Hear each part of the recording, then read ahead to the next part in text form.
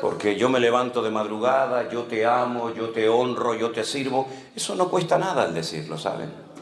Eso lo puede decir cualquier persona. Pero tenemos que ser coherentes. Yo creo que a estas alturas de nuestra vida, si no somos coherentes, en algo estamos fallando. Porque yo, como dije hace unos días aquí, cuanto más tiempo llevemos en los caminos del Señor, más se nos tiene que exigir, evidentemente. No se le puede pedir la misma responsabilidad y seriedad y compromiso a un niño de 4, 5, 6 años que a un hombre ya con 20, 25, 30 años o más. Entonces, nuestra vida cristiana tiene que ser un reflejo de una madurez que ya supuestamente tenemos en nuestras vidas. Hay cristianos que llevan toda la vida congregándose y nunca han leído la Biblia entera. Nunca la han leído completa. De hecho, hay hermanos que me han dicho, después de los días del confinamiento, de la pandemia en el año 2020, en marzo del 2020, que recién en aquellos cultos, en aquellos días, es cuando se plantearon por fin en serio comenzar a leer la Biblia, cosa que prácticamente ni hacían. Y algunos llevaban 10, 12, 15, hasta 20 años congregándose en una iglesia y no habían leído la palabra del Dios que dice que aman, honran y sirven. Es una incoherencia increíble. Es una incoherencia tremenda. Decir yo te amo, decir yo te adoro, decir yo te sirvo, está muy lindo, está muy hermoso. A nosotros los cristianos nos gusta cantar, ¿verdad? Nos gusta adorar al Señor. Pero tenemos que preguntarnos, Señor, lo que te estoy cantando, ¿realmente estoy dispuesto a llevarlo al terreno de la realidad, al terreno de la práctica? Porque hubo un hombre, un discípulo de Jesús, que ustedes saben de quién voy a hablar, de Pedro, que le dijo en una ocasión al maestro, Señor, aunque todos estos te abandonen, yo nunca te abandonaré. Yo si tengo que ir hasta la muerte, estoy dispuesto a ir a la muerte. Tal vez fue sincero en su palabra. Tal vez fue muy honesto a la hora de decir eso, pero número uno, estás menospreciando a los demás. ¿Cómo que si todos estos te abandonan, yo nunca te abandonaré? ¿Y tú qué sabes lo que van a hacer los demás? ¿Por qué miras por encima del hombro a tus compañeros, a tus hermanos? ¿Por qué los miras así, tan despectivamente, como diciendo, de estos no te puedes fiar ni de uno, pero de mí no te preocupes, que yo voy a seguirte si hace falta hasta la muerte? Un error terrible, menospreciar a los demás, creernos superiores a los demás, pensar que los demás no son como nosotros en cuanto a nivel de madurez o en cuanto a nivel de compromiso o de santidad. Primer error grave que cometió Pedro. Segundo gravísimo error, proponerle o prometerle al Señor algo que no va a cumplir. La Biblia dice es mejor no prometer que prometer y no cumplir.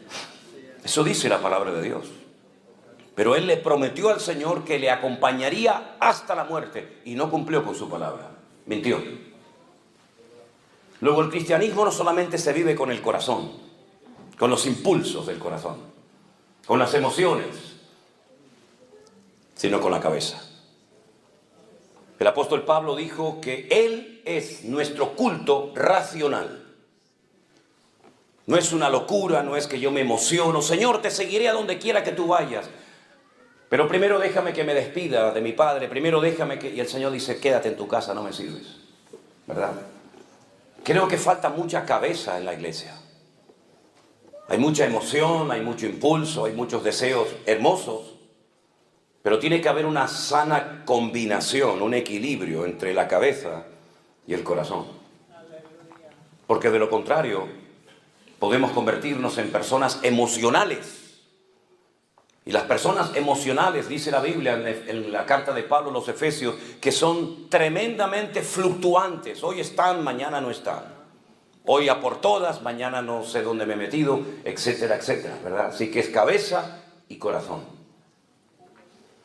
Siguiente error que cometió fue cuando el Señor Jesús fue al jardín de Getsemaní, al huerto de Getsemaní, a orar.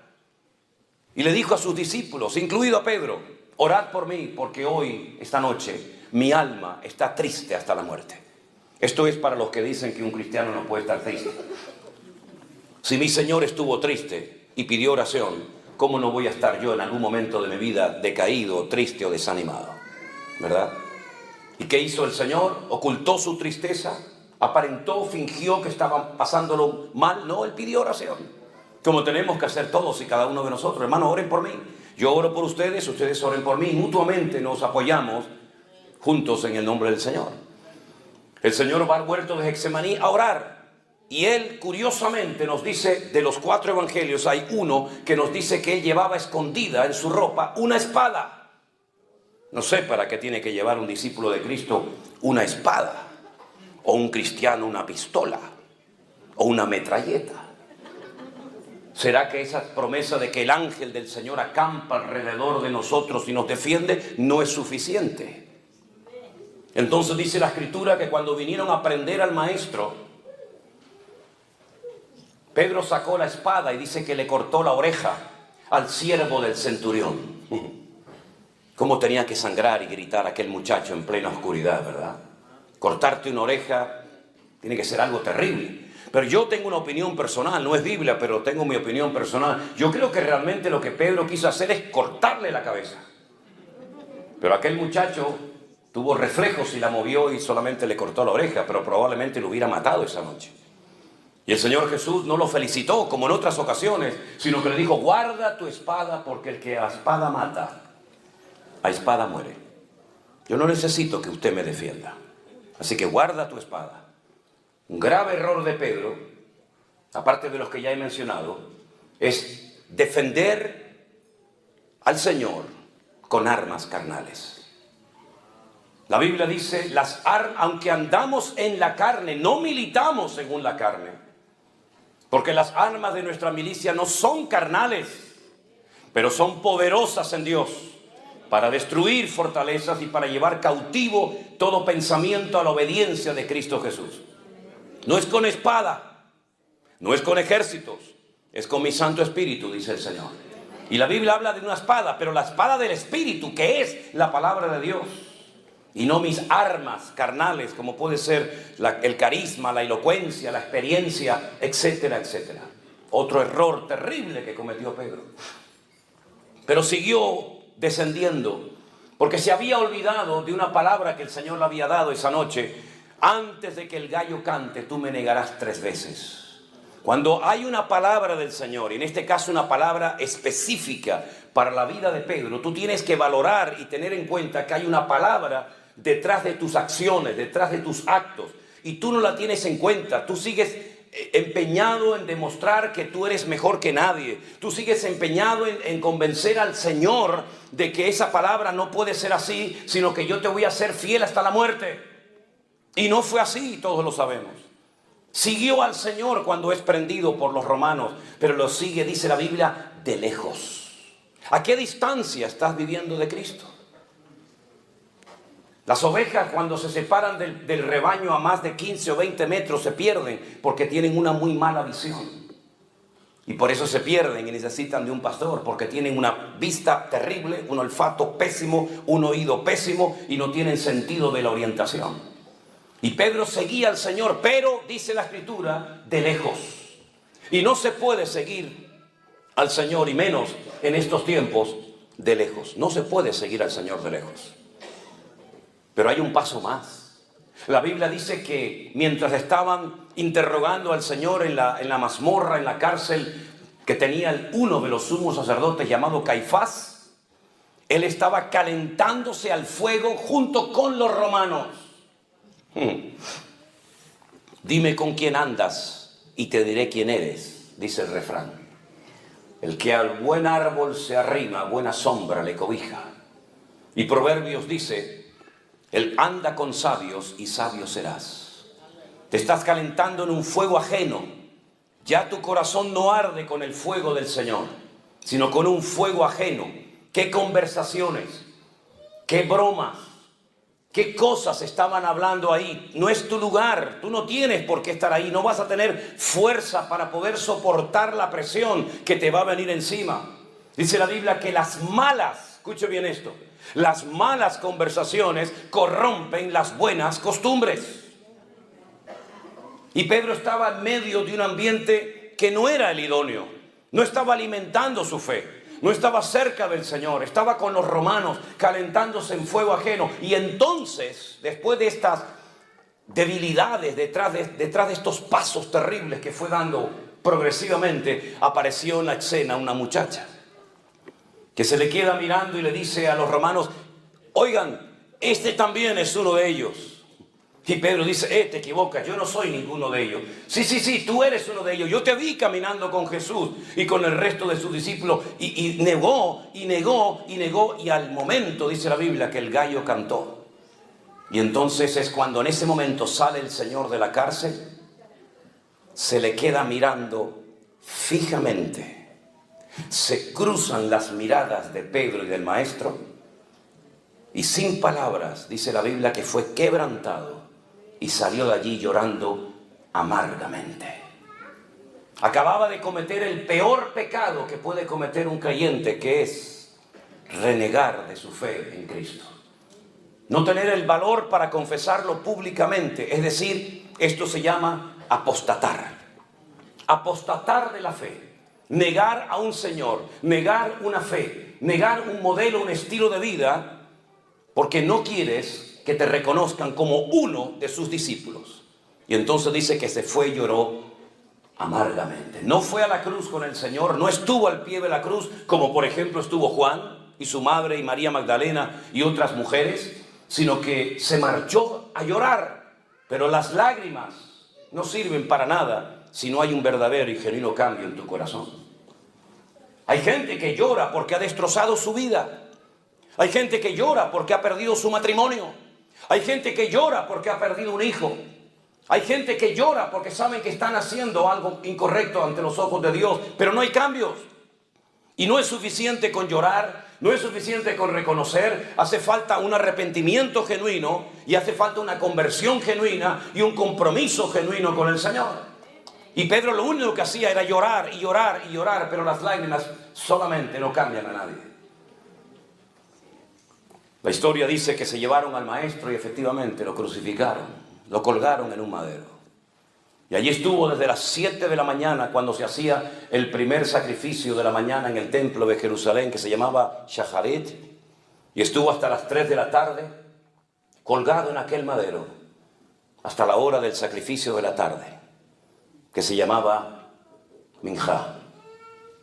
Y a las 3 de la tarde el Señor Jesús encomienda su espíritu al Padre y termina muriendo en aquella cruz. ¿Apareció Pedro por allí?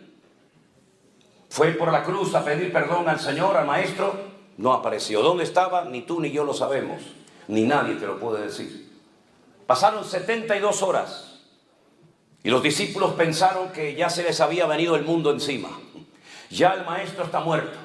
Ahora volver atrás, volver a nuestras casas, a nuestros trabajos, a nuestras amistades y familiares, y reconocer públicamente que nos equivocamos de Mesías, que seguimos al hombre equivocado, que lo dejamos todo por él, pero resulta que ahora lo han matado y no se ha restaurado el reino, la monarquía, como ellos creían que se iba a hacer. Para ellos era muy duro.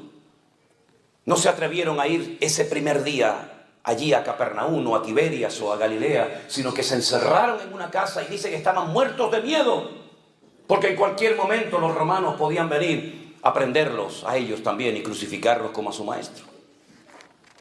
A las 72 horas una mujer muy conocida por ellos, una mujer que había sido liberada de 7 demonios,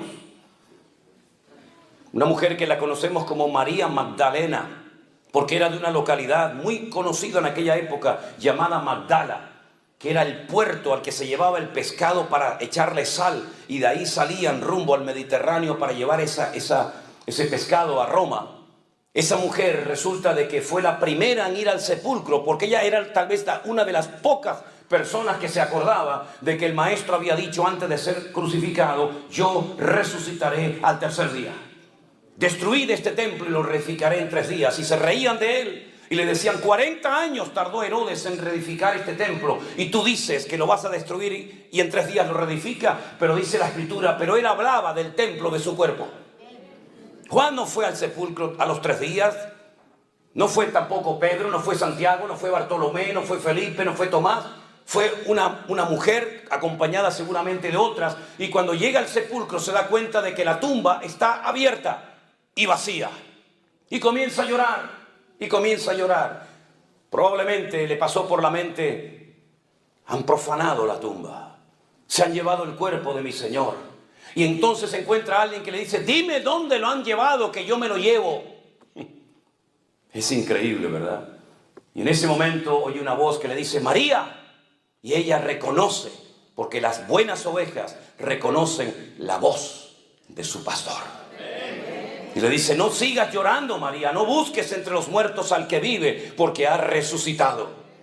Y ella va corriendo a esa habitación, a ese aposento alto, a esa casa, donde los discípulos están muertos de miedo, llorando, temblando, porque piensan que también sus vidas van a morir en cualquier momento. Y cuando llega les dice: el maestro está vivo, lo he visto, he hablado con él, está vivo. Y le dicen: ¿cómo que está vivo?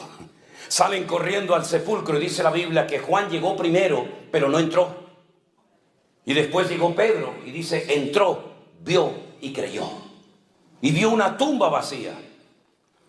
Vio el sudario bien puesto, bien colocado en la tumba, lo cual significa, cuando un comensal, cuando una persona estaba comiendo y por ejemplo tenía que ausentarse para atender a alguien o ir al baño o lo que fuera, si iba a volver, dejaba bien doblada la servilleta. Y eso significaba para los esclavos, cuando pasaban y veían, por ejemplo, todo así bien colocadito en la mesa, significa que el Señor, la persona que está comiendo en ese lugar, va a volver otra vez. Pero si lo hacía así, lo arrugaba y lo tiraba así en la mesa, déjenlo ahí, no se preocupen, significa: ya terminé, no voy a volver más, no quiero comer más. Y cuando el Señor Jesucristo resucitó, dice que el sudario y todo lo que le habían colocado alrededor de su cabeza y de su cuerpo estaba bien doblado, bien colocado en su sitio, lo cual significa: volveré otra vez. Y por eso entró, vio y creyó, dice la Biblia. Y la tumba estaba vacía y pudieron entrar porque aquella roca enorme que rodaba y quedaba herméticamente cerrado el sepulcro estaba rodada. Pero como he dicho en muchas ocasiones, la piedra no se movió para que pudiera salir el Señor. La piedra se movió para que ustedes que no creen puedan entrar y ver que la tumba está vacía. ¡Aleluya! ¡Gloria a Dios! Y entonces, él creyó, pero aún no le ha visto. Pero es que María Magdalena no solamente había hablado con el maestro, sino que había recibido un mandato. Y le dijo, escuchen bien esto, porque esto es para mí tremendamente interesante. Le dice María Magdalena, el Señor le dice a María Magdalena: vete a mis discípulos y diles que vayan a Galilea, que allí me encontraré con ellos, y a Pedro. Dice: dile a mis discípulos, y a Pedro, que vayan a Galilea. ¿Por qué dice discípulos y aparte pone a Pedro? Porque tú dijiste públicamente, delante de muchos testigos, y en la Biblia con que hubiera 2 testigos, máximo 3 ya era suficiente. Y tú dijiste delante de muchos testigos que tú no me conocías, que tú no querías saber nada conmigo, que tú no te identificabas conmigo, por lo tanto ya no eres un discípulo. Pero díganle también a Pedro que suba. Le hubiéramos dicho nosotros al Señor, a Pedro, si hubiéramos sido el maestro: sube también tú a Galilea. O le hubiéramos dicho: mira, ¿tú para qué vas a subir? Si en el momento más necesario de mi vida no apareciste. ¿Cómo puedo confiar en un hombre que me promete una serie de cosas y luego no las cumple? Yo no me fío de ti, yo no puedo darte otra vez otra oportunidad, porque tú has fallado a todo lo que has dicho. No has acertado ni una, querido. Pero sin embargo el Señor en la Biblia nos enseña que no solamente salva y libera y sana, sino que también el Señor de la Biblia es un Dios que restaura a la gente que ha caído y tropezado. Y entonces Pedro necesitaba ser restaurado. Pero ¿cómo va a ser restaurado un hombre que acaba de negar hace 72 horas al maestro? Vamos a verlo en la Biblia. Algunos decían: hoy no va a leer la Biblia el pastor. Sí, pasa que esto es una introducción a lo que voy a predicar ahora, para situarnos, ¿no? En el último capítulo del Evangelio de Juan, si ustedes leen el Evangelio según San Juan, es diferente totalmente al de Mateo, Marcos y Lucas. Se estudia aparte en las escuelas bíblicas, se estudia aparte porque es un evangelio completamente diferente, la estructura gramatical, el estilo, etc. Y en el último capítulo aparece algo que solamente lo cuenta Juan. Ni Mateo, ni Marcos, ni Lucas contaron lo que allí estaba a punto de suceder. Dice en Juan capítulo 21, yo espero que ustedes no sean de esos creyentes que están de moda, que ya no vienen con la Biblia a la iglesia o al culto. Siempre digo, si usted no trajo Biblia, siéntese al lado de un hermano que seguramente la ha traído. Incluso algunos prefieren traerla en el teléfono celular para que la gente, los vecinos, no digan, ah, mira, es cristiano, va con la Biblia. Espero que usted no sea uno de esos, ¿verdad? Juan capítulo 21 dice, vamos a leer a partir del verso 1.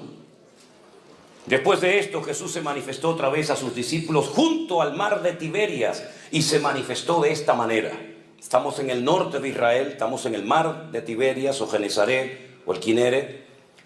Y allí estaban juntos Simón Pedro, Tomás, llamado el Dídimo, la palabra Dídimo significa gemelo, era gemelo de otra persona.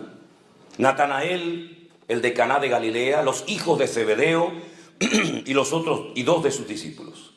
Simón Pedro les dijo, voy a pescar. Y ellos le dijeron, vamos nosotros también contigo. Fueron y entraron en una barca y aquella noche no pescaron nada. Nada. Cuando ya iba amaneciendo, fíjense, se fue de noche a pescar y ya está amaneciendo, es decir, ha estado toda la noche intentando pescar. Y cuando ya iba amaneciendo, se presentó el Señor Jesús en la playa, mas los discípulos no sabían que era Jesús. Y les dijo, hijitos, ¿tenéis algo de comer? Y le respondieron, no. Él les dijo, echad la red a mano derecha de la barca y hallaréis. Entonces la echaron y ya no podían sacar por la gran cantidad de peces. Entonces aquel discípulo a quien Jesús amaba le dijo a Pedro, es el Señor. Simón Pedro, cuando oyó que era el Señor, se ciñó la ropa porque se había despojado de ella, se echó al mar. Y los otros discípulos vinieron con la barca arrastrando la red de peces, pues no distaban de tierra como 200 codos. Al descender de la barca a tierra, vieron puestas unas brasas y un pez encima de ellas y pan. Jesús les dijo, traed de los peces que acabáis de pescar. Subió Simón Pedro y sacó la red a tierra llena de grandes peces, 153. Y aún siendo tantos, la red no se rompió. Jesús les dijo, venid y comed. Y ninguno de los discípulos se atrevía a preguntarle, ¿tú quién eres? Sabiendo que era el Señor. Vino pues Jesús y tomó el pan y les dio y asimismo del pescado. Esta era la tercera vez que Jesús se manifestaba a sus discípulos después de haber resucitado de los muertos. Podríamos hablar mucho acerca de esto, pero quiero destacar lo siguiente. Días atrás el Señor le había pedido a Pedro, a Jacobo y a Juan que fueran con él al huerto de Getsemaní a orar junto con él, ¿se acuerdan? ¿Y qué pasó? Se quedaron dormidos. Los despertaba y se volvían a quedar dormidos. Los despertaba y se volvían a quedar dormidos. Y ya la tercera vez le dijo el Señor, seguid durmiendo. ¿No habéis podido velar conmigo una hora? ¿No os he pedido toda una noche de vigilia? ¿Os he pedido una hora de oración juntamente conmigo y no habéis sido capaces? Y ahora resulta que se nos encuentra en el mar de Galilea y dice la Biblia que han estado toda la noche hasta el amanecer intentando pescar y no han pescado nada. Oye, qué curioso, ¿no? 3 días atrás te quedabas dormido cuando te pedí que oraras por mí una hora. Y ahora para tu trabajo has estado toda la noche sin obtener ningún tipo de resultado y no te ha entrado sueño. Qué cosa más rara, ¿no? Bueno, eso pasa hoy en día también en algunos cristianos. Hermano, no tengo tiempo para leer la Biblia, no tengo tiempo para ir a la iglesia, no tengo tiempo para las cosas del Señor, pero luego para tu trabajo siempre te las arreglas para tener tiempo. Eso pasa en Europa, en Estados Unidos diferente, porque ustedes están en un nivel espiritual superior al nuestro. Nosotros de la vieja Europa estamos todavía en pañales, ustedes ya han superado esto, ¿verdad? Bueno, está bien.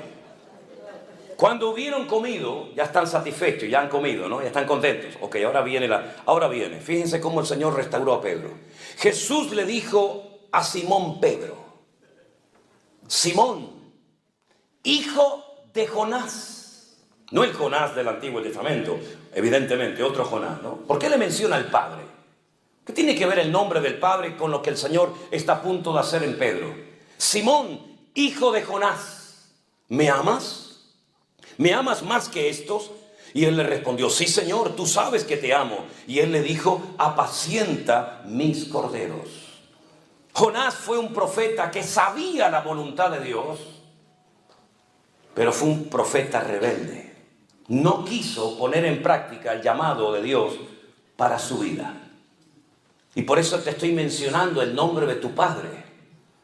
Porque has actuado hace unos días atrás exactamente igual, bajo la misma rebeldía y desobediencia de aquel profeta del Antiguo Testamento llamado Jonás, que estaba en Israel. El Señor lo manda a Nínive y él coge un barco en Jaffa o en Jope y se va en dirección opuesta rumbo a España, donde está Tarsis, en el sur de España. Y tú has sido exactamente igual. Tú prometiste un montón de cosas. Tú dijiste que ibas a estar allí. Tú dijiste que aunque todos me abandonaran, contigo se podía contar. Tú has sido otro Jonás, que sabías lo que tenías que hacer, pero no lo cumpliste. Por eso le recuerda el Señor el nombre de su papá, de Jonás, el profeta rebelde. Y le pregunta al Señor, ¿tú me amas? Y Pedro, como siempre, con esto, con el corazón, no con la cabeza. Sí. Cristo, yo te amo. Bueno, pues si me amas, demuéstralo. Apacienta mis ovejas, involúcrate en mi reino, involúcrate en mi obra, atiende a la gente, haz algo, mi hijo. No estés ahí, bendíceme, ayúdame, prospérame. Tal vez por eso el Señor nos llamará ovejas, porque todo lo que pedimos termina en me. Bendíceme, cúrame, sáname, guíame, muéstrame, ¿verdad? Apacienta mis ovejas, involúcrate, haz algo, métete en el barro y mánchate también junto con los demás. Como parece ser que la respuesta fue muy precipitada y nada pensante, el Señor volvió la segunda vez a preguntarle, Simón, hijo de Jonás, ¿me amas? Pedro le respondió, sí, Señor, tú sabes que te amo. Entonces le dice, pastorea mis ovejas. Lo vuelve otra vez a poner en primera línea. Estoy dándote una segunda oportunidad.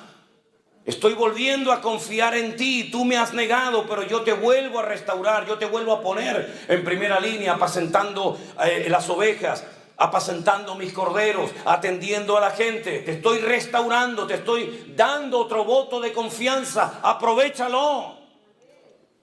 Y la tercera vez le dice el Señor, Simón, hijo de Jonás, ¿me amas? Parece que ahora entendió.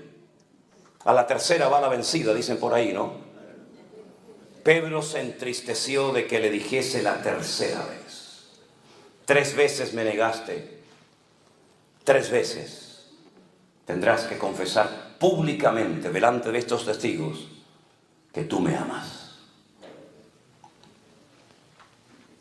Señor, tú lo sabes todo. Tú sabes que yo te amo.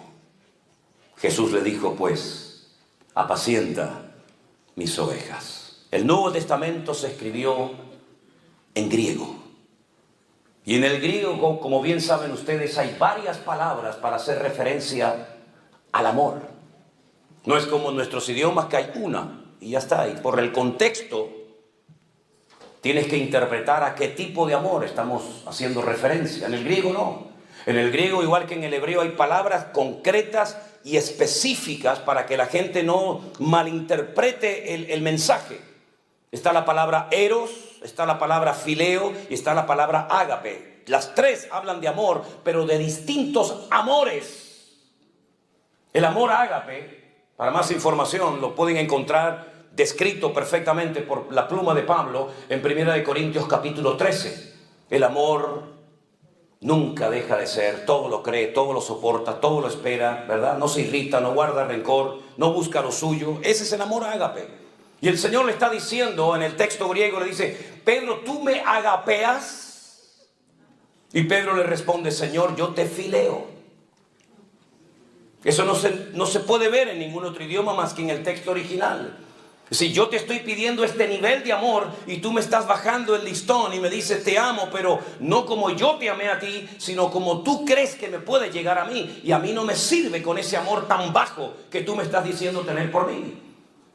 El amor, si es verdaderamente auténtico y un amor ágape como el de Dios, es un amor que está dispuesto a sufrir, está dispuesto a pasar desapercibido por amor a la otra persona. Está dispuesto a darle una oportunidad a la persona que te ha ofendido. Por eso yo creo que el gran pecado de la iglesia no es que ha caído en falsas doctrinas, que también, por cierto.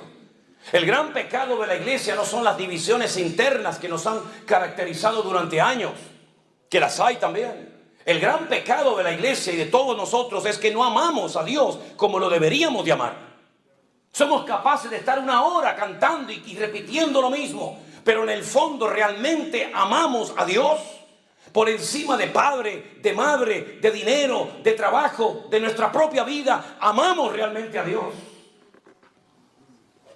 Cuando le preguntaron al Señor cuál es el mayor y principal mandamiento, podía haber citado cualquiera. Hay 613 mandamientos en la ley de Moisés.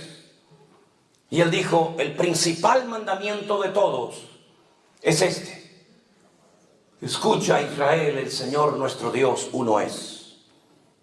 Y amarás al Señor tu Dios con toda tu alma, con todas tus fuerzas y con todo tu corazón.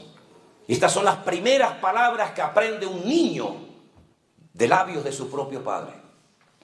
Y las repiten por la mañana, y las repiten por la tarde, y las repiten por la noche, todos los días de su vida. Shema Israel, Adonai Eloheinu, Adonai Echad. Ve'ahavta Adonai Eloheja, bechol levaveja, uchol nafeja, uchol meodeja. Todos los días repiten esto. Amar a Dios, amar a Dios, amar a Dios, amar a Dios. Amar a Dios con todas las fuerzas. ¿Qué significa? Que tengo que apretar así todos mis músculos para decir te amo, te amo. No, es con todos mis recursos. Eso significa con todas mis fuerzas. Amar a Dios con todas las fuerzas significa que Él es lo primero en mi vida. Primero que mi padre, que mi madre, que mi hijo. Ahora pueden entender cuando aquel le dijo, bueno, yo te seguiré, pero deja que primero entierre a mi padre. Los hijos no podían salir de la casa paterna hasta que el viejo muriera, porque si no quedaban automáticamente desheredados. Era una falta de respeto que un hijo saliera de la cobertura del padre hasta que el padre no le diera permiso, hasta que el padre muriera. ¿Cuánto podía durar el hombre? 10 años, 20 años, 40, no sé cuánto. Pero el Señor le dijo, no me sirves. Porque si pones primero a tu padre, o a tu madre, o a tu trabajo, o a lo que sea, no eres digno de ser mi discípulo. Porque es amarás al Señor por encima de todo y de todos. Ahora entendemos la repercusión de la vida, el impacto en el mundo espiritual que tuvo Abraham cuando el Señor le dijo, sal de tu tierra y sal de tu parentela. Hizo todo lo contrario a aquel que dijo, deja que primero entierre a mi padre. Deja que primero me despida de mi familia. Deja que quede bien con ellos y le explique a lo que me voy a dedicar y tratar de llevarme bien con ellos. Y cuando yo tenga el problema social o familiar resuelto, entonces te sigo. No hay condiciones cuando Dios nos llama. Es sí o sí, todo o nada. O entras o sales, no hay medias tintas. O siembras o esparramas. No hay condiciones a la hora de obedecer al Señor. Por eso hoy vuelvo a repetir, amamos realmente al Señor. Yo creo que en lo más profundo de nuestro corazón no somos conscientes de lo que significa yo amo a Dios. Amar a Dios es mucho más que leer la Biblia. Amar a Dios es mucho más que dar una ofrenda en un culto. Amar a Dios es mucho más que hablar en lenguas o levantar las manos o pagar diezmos y ofrendas o primicias y todo eso que se han inventado algunos por ahí. Amar a Dios es mucho más que cantar unas alabanzas un domingo a la mañana o un jueves a la tarde. Amar a Dios significa que ya no vivo yo, mas vive Cristo en mí. Y si tengo que dejar a mi trabajo, y tengo que dejar mi vida misma para servir al Señor, estoy dispuesto a hacerlo. Y por eso el Señor está diciendo, ¿tú me amas o no me amas? ¿Entiendes lo que te estoy preguntando? ¿Entiendes la repercusión, el alcance y la profundidad del llamado y de lo que te estoy preguntando? Así que si me has respondido, sí Señor, tú lo sabes todo, tú sabes que te amo, sí, pues agárrate a lo que te voy a decir ahora. Te voy a dar una profecía, ya te la di en su momento y no la creíste. Cuando te dije, antes de que el gallo cante, me negarás 3 veces, no la creíste, menospreciaste la palabra, seguías insistiendo en que no es así, no Señor, no es así. Bueno, pues te voy a dar otra vez si ahora lo entiendes. Cuando tú eras joven, Pedro, te ceñías, ibas a donde querías. Le está diciendo el Señor, en otras palabras, has hecho toda tu vida lo que te ha dado la gana. Ahora voy aquí, ahora voy allá. Es decir, tienes una agenda tú.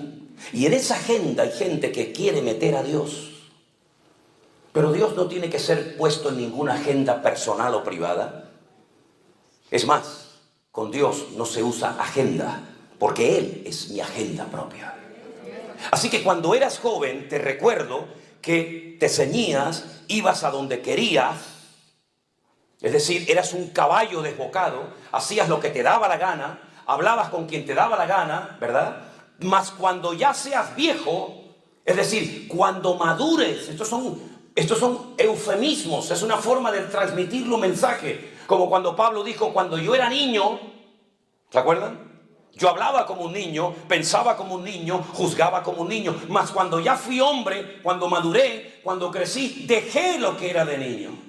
Así es que hay una etapa en tu vida de infantilismo, hay una etapa en tu vida de rebelión, hay una etapa en tu vida que te identificas con Jonás, el profeta rebelde y desobediente. Todo eso tienes que dejarlo atrás, porque cuando crezcas, que significa cuando seas viejo, cuando madures, Pedro, extenderás tus manos y te ceñirá otro y te llevará a donde tú no quieras. Fíjate tú lo que le está diciendo. Aun cuando seas viejo, todavía tu voluntad será tu peor enemigo, Pedro.